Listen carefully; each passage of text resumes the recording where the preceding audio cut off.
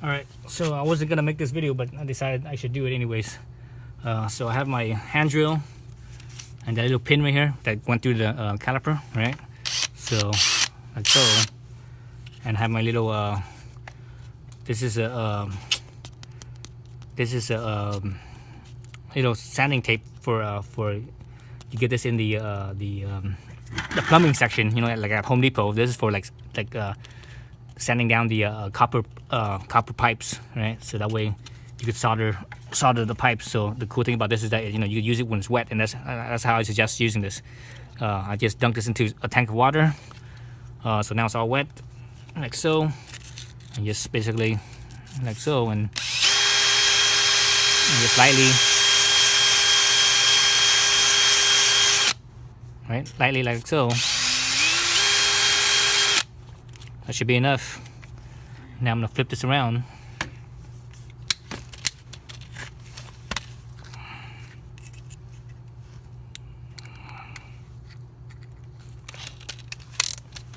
Flip it around, do the same thing on the other side.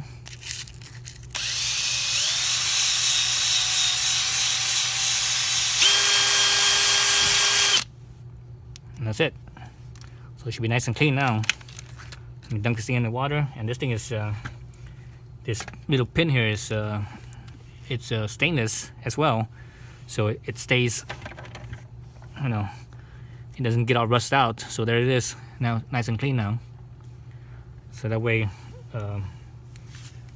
the brake pads could, you know, because the holes on the brake pad here, when it's on here, as it's moving, it, you know, when this thing's all gunked up, it doesn't move freely. So it could make the brake pads kind of stuck, kind of jam a little bit, sticky basically. So clean that out. Now let's put everything back together. All right, so I'm going to put the brake pads in first. So like so. So everything's still wet from, you know, me washing out all this stuff here. And you can actually take the brake pads off without taking the caliper off, but with the rotor in here, you can't really reach, you can't really reach the pistons to clean out the pistons. So that's why it's best to do this when the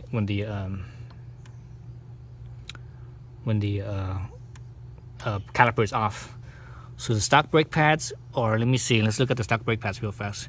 So they're Advix, Toyo. Anyway, so what I'm looking at here is, I'm looking at this here, this letter right here. It says GG. So that's how hot it could handle.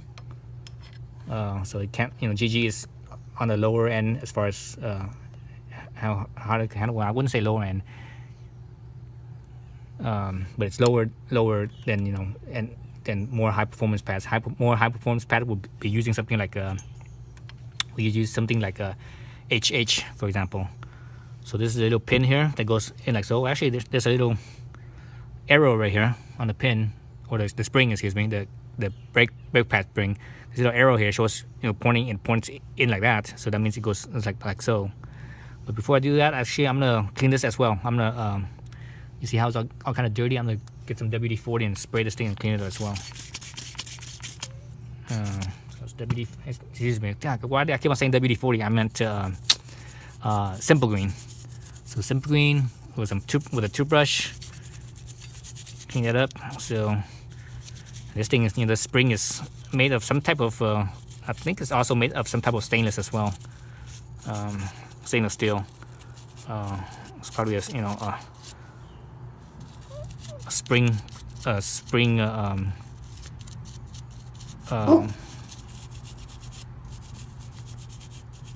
spring stainless steel, which is a normal spring steel.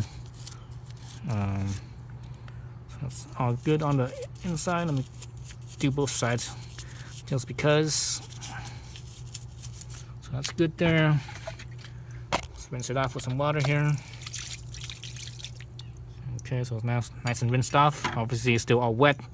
My hands are still all, you know, my hands are all dirty, but I don't care. You know, it's a little bit of dirtiness, no big deal. You want to slip this through where this piece here So this is the you know, it's like so with the arrow right here. So there's that piece right here, right in here, that's in the middle here.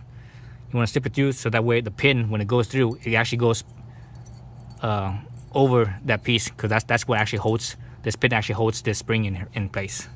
Okay, so I have my brake pads in there, spread them apart, make sure that little part in the middle is between the brake pad holes.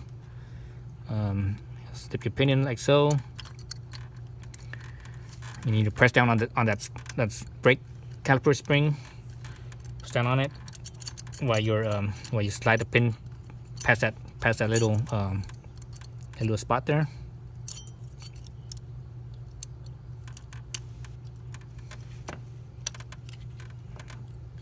All right, so can you see that?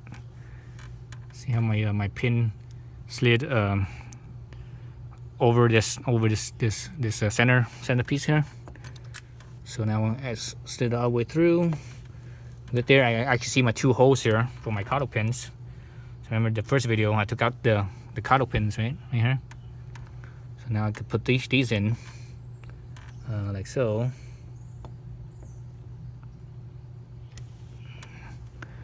Let's get on one side there.